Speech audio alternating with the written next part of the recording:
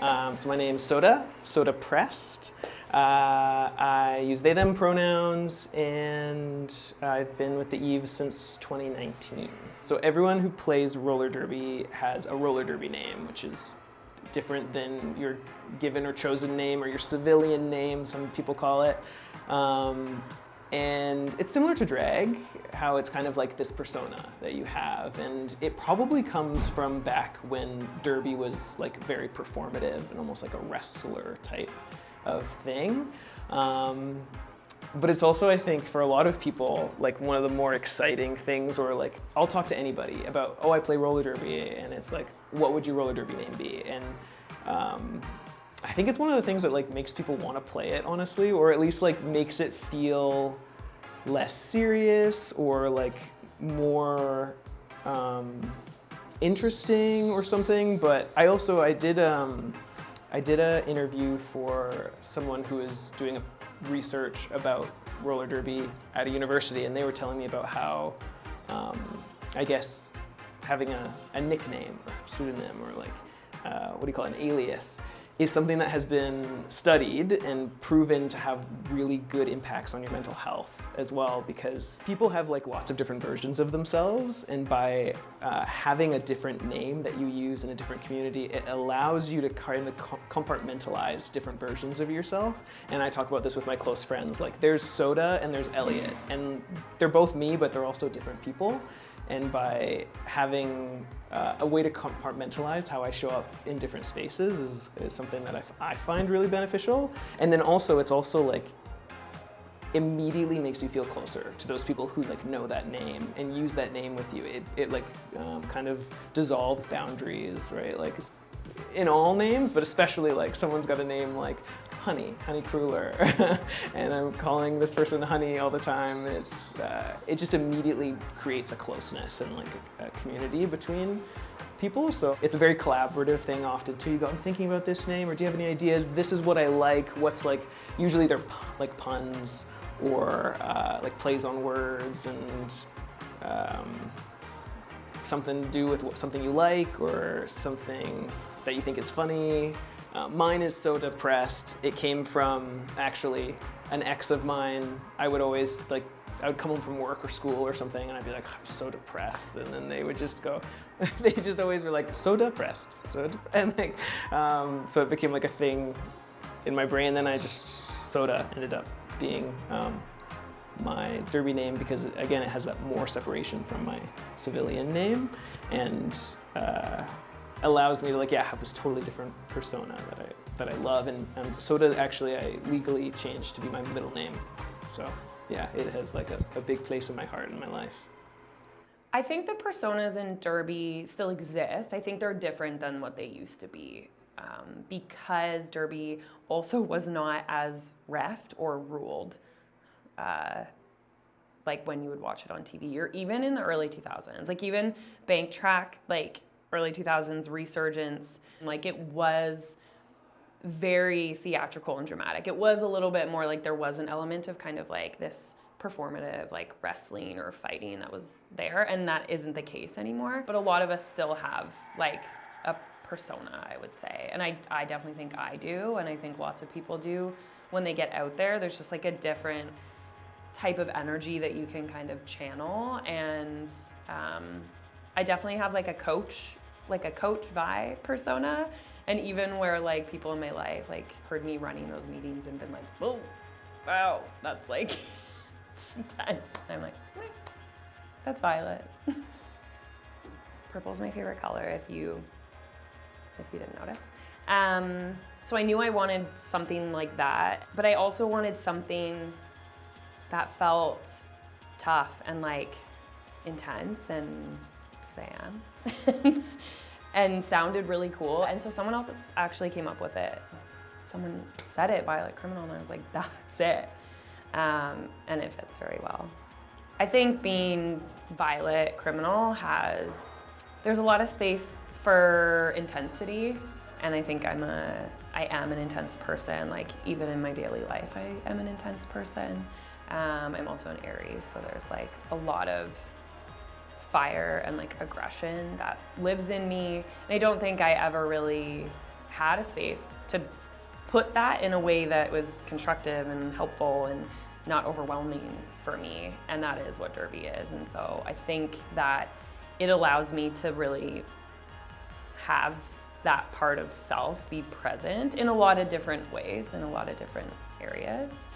And it also is fun to be a little bit dramatic in terms of like sometimes what we wear, or like, you know, I wear glitter on my face all the time at Derby, and not that I wouldn't in the real world, but not as often as I do at Derby. I think being in like Violet Criminal, that part of myself, I feel really powerful and in control as well. Yeah. I mean, I think that's what makes Derby so appealing to everyone, is that like there's this kind of drag like aspect to it, right? I mean, I don't know the specific history of it, but I'm pretty sure that's what's like rooted in Derby names, is coming from like a drag history, right? And it's like, it is that people get to create this like alternate persona, kind of, at least for me, it's a little bit of that, right? And come out there and however they want to show up. Like, you know, we've got teachers and lawyers and nurses and librarians and all sorts of people out there. And they're all on the track, yeah, in like booty shorts and fishnets and makeup and glitter. Again,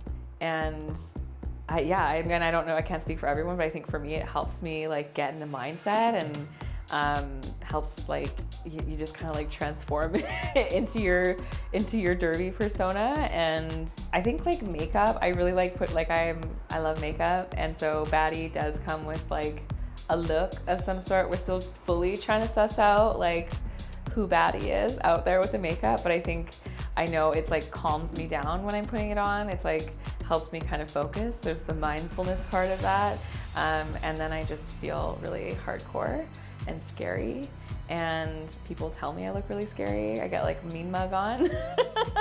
And I just getting into like a warrior type zone helps me. And I mean, I just like, I can't think of any other sport where it's like, not only do I get to go and watch some really high intensity cool sport being played, but also it's fun because you're like, what are their names, and what's their makeup doing, what are they like? It's just, there's so much to see and so much personality that you're seeing on the track. I don't think you get that in other sports.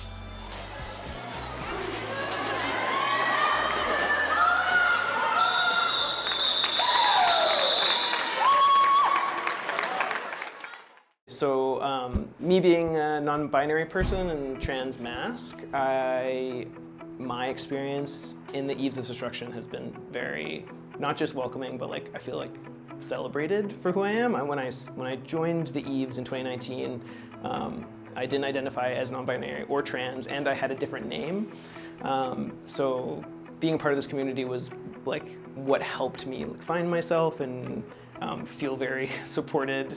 And again, it's like there's being in a space where it's safe and supported, but like for me, the Eves has been a place where like I'm celebrated for who I am, which has been like such an incredible experience. Yeah, when I joined Derby, I think like I also had this like strong desire for queer community. I had just moved from Calgary, and like I had like actually a lot of gay friends, but also a lot of like not a lot of queer community, and Derby was very visible, like queer space and a very safe space to like explore my identity and who I was. And also, as you like, by gaining this new name, it was kind of a transition into changing my like civilian name, my legal name.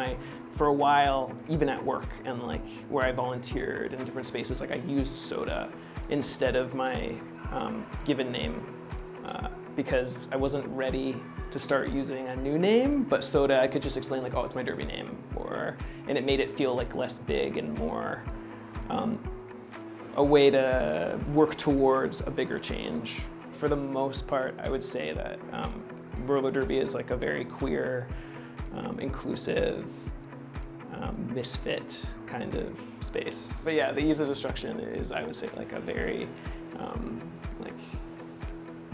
part of our ethos, I would say, is like being not just like a safe space, but like a space where we like uplift, and there's a lot of mutual aid and celebration for like whoever you are is welcome and celebrated, and that shows up for things like mental health too, which has been one of the things for Derby that like has been the most like impactful on me, is watching a community of people go like, oh, but it's okay. You don't have to be a perfect person. You can have emotions and reactions, and that doesn't mean there's not going to be any punishment, or you're not going to have to make up for how you're acting. You're allowed to just show up as you are, and people hold space for that. And that was something where I was really like, whoa, oh my gosh, what's happening?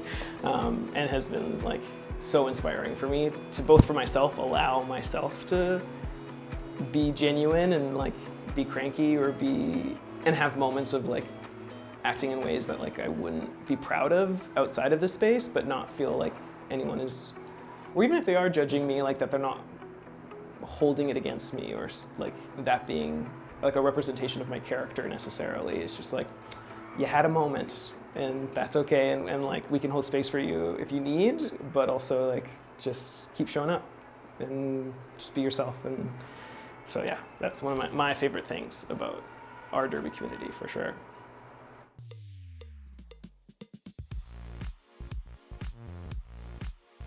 So I'm Lila Bility. My number is 404, and I've been skating with the Eves. I started this year, so I just finished my first season. So I'm not a rookie anymore, but I was when I started. And then before that, the program that's going on now, the Learn to Skate and Learn to Derby, I did that last year. So yeah, that's me. So at the start of my Derby career, I was basically in a place where I didn't really know sort of who I was. I wasn't really that comfortable in my skin. But the Derby community, they accepted me even before I accepted myself. So that part was, it really gave me confidence. It really helped me fit sort of and feel comfortable in my own skin. So the community really helped me in that regard to make myself more comfortable and feel like, oh, okay, wow, I am like learning about myself, and everyone here is so accepting and kind. So yeah, that's at the start with the Derby community, that's something I'll always be grateful for. The community has had a very positive outlook for me on my life. I get a lot of my socializing through Derby. It's really nice to be able to socialize while also having a sport to be able to do.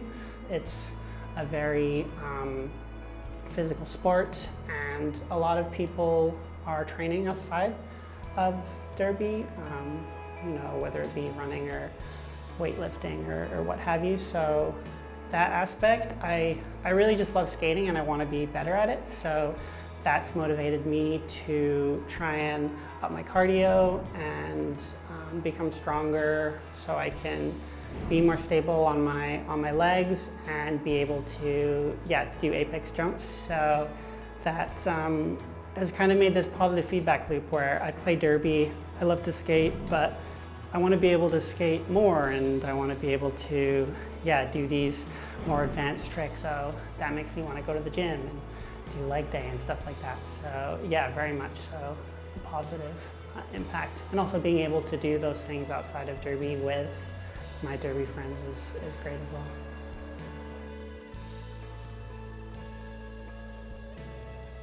I think that it is the best community I've been a part of as an adult.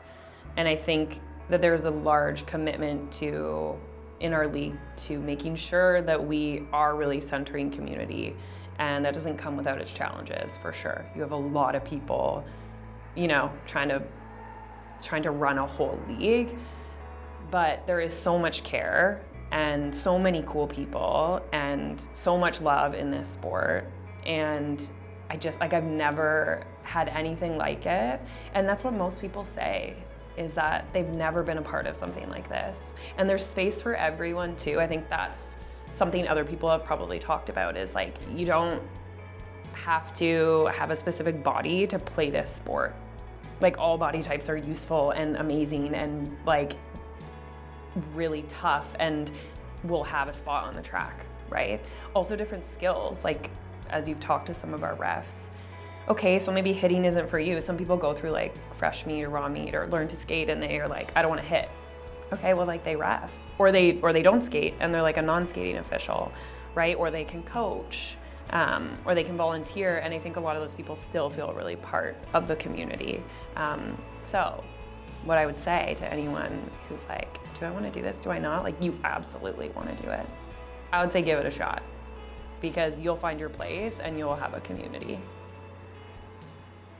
I feel like Derby has really like helped me build and better understand my community, and you know, I feel like I'm at home when I'm with my Derby folks, which feels really good. Roller derby has really given me the confidence to be able to like come out of my shell and like know that, like, not just the confidence but the ability to like trust myself, and that like I'm able to like go and like enter a space and be comfortable taking up that space and saying what I need to say to whoever I want, and you know, like, I don't know, speaking my truth, I guess, because it's like I have the safety and security of that in my roller derby community. So it's like being able to take that and then put it in other places, kind of, it's giving me like a safe baseline. It being volunteer and people showing up out of like their own desire and willingness to like be a part of a community is like, there's something really like strong about that, and money complicates things and it kind of tarnishes things really quickly. And I'm so grateful that we've been able to avoid that for the most part, but it is like, there's so much work that goes into it, and there's good reason for that. Like, it's worth the work, but I do struggle sometimes with little things, like in my time as being president, when I go to meetings with people for venues or whatever, and it's their full-time job, and they don't necessarily have the same experience of, I also have a full-time job and I also have a life, and I'm doing this because I'm a part of a community that like is very meaningful, not just trying to like make my manager happy or something. It's a very different experience. But again, one of those things that's so inspiring, and I'm lazy. I don't like to work hard, so I'm like, oh, I don't want to do that thing, and but like being in this community is like so inspiring, and people are so welcoming too. Like, I have a lot of insecurity about like the type of work that I do and what I have to offer, but again, it's one of those things where there's not judgment. Like, if you're willing to learn something and want to learn it, like, people will hold space for you as you learn it, and it's not about being good at it or being naturally apt at anything. It's like, if you want to do it, we need someone to do it, so let's do it. This is what it takes, being here all day, from 6 a.m. all the way to like 8, 9 p.m. to play roller derby. That's how much we love it. That's how much we love it. I don't know if as many adult sports can say that, you know? Oh, here, sure. A lot of us leave, you know, families, partners, friends, birthdays. Someone's kid's birthday is today and they're here. Here's like it's 14th. Like, that's how important derby is.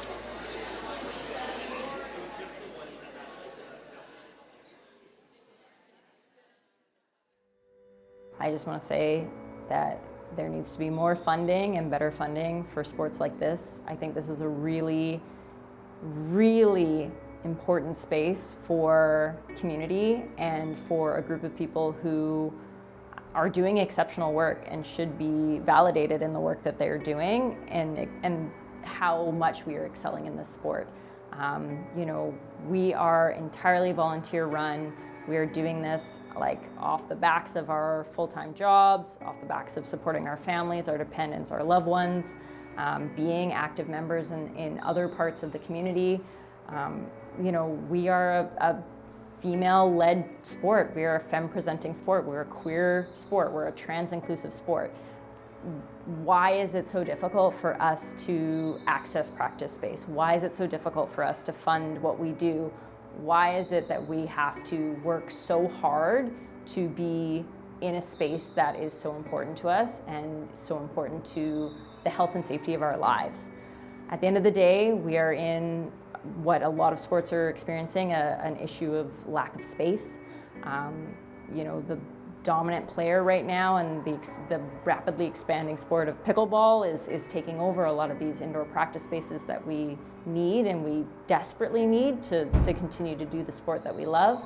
And the way that I think about it is, at the end of the day, if this practice space goes away, if we lose our funding, if we lose our ability to do this, we have people who will go home at night and they're going to cry themselves to sleep. Like, they're going to be devastated. Their life is essentially going to be over. The joy in their life will be taken away. Whereas we have ample spaces for these other recreational sports that are, again, typically like of a demographic that has the access, wealth, and opportunity to play in any other types of spaces.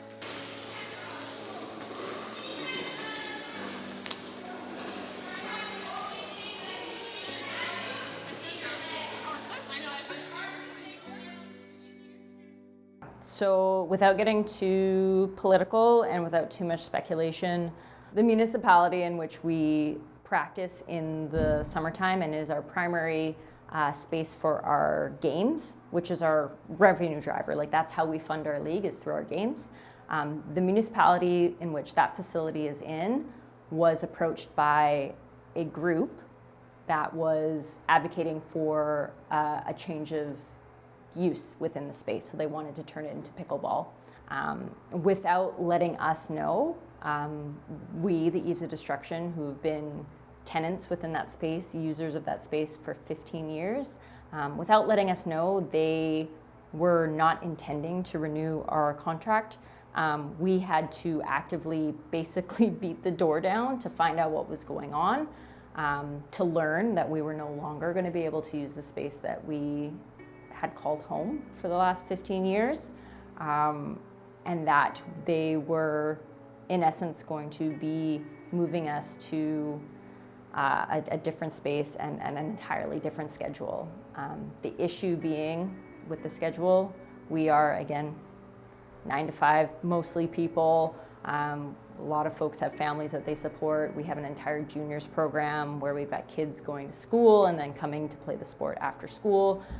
Shifting us to a time of, practice starts at 8 o'clock, ends at 11, isn't really feasible. And to be honest, it was kind of a slap in the face to be told that we were no longer welcome in this space that we had nurtured, taken care of, driven economic impact to. Our games are selling out. We've sold out our games basically the past 5-6 years that we've been in operation.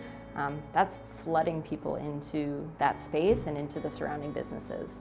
So it really sucked to get that news and to have to continue to fight for our space and continue to fight for our ability to hold community.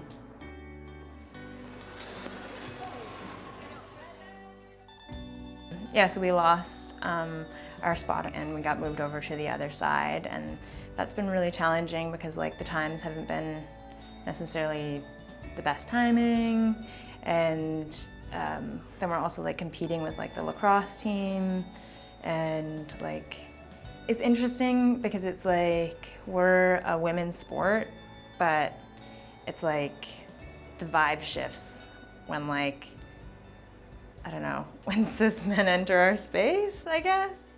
It's there's, you can kind of feel that something's changed. And I feel I don't know, there's I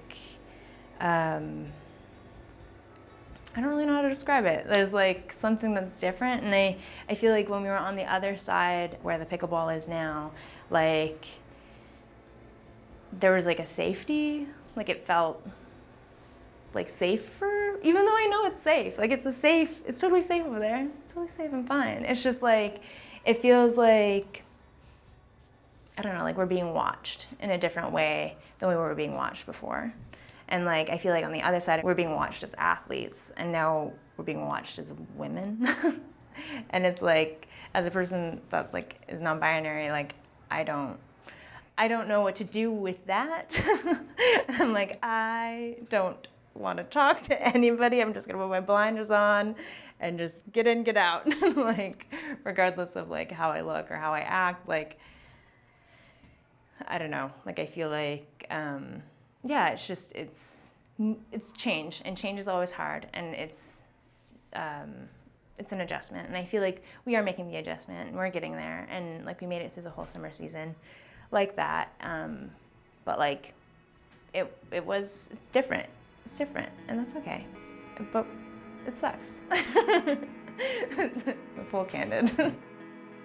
I think it can go one of two ways. If we are given the opportunity and supported properly, I can see us continuing to be, well, yeah, we are the largest league in Western Canada. Like, we are the biggest operating league in Western Canada. That includes like all the rest of BC into Alberta. We have the most players, the most team, the most officials. We facilitate the most derby here.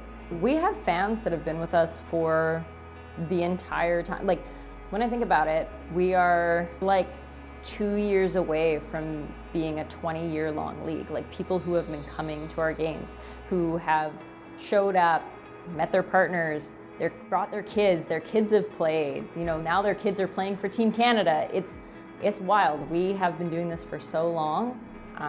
It's weird to think that we're at threat of no longer existing. If given the proper support, we can continue that program, we can continue to grow, and we can continue to put Victoria on the map. To have a team that is playing competitively in these tournaments and garnering as much attention as we are, this is an excellent opportunity for Victoria.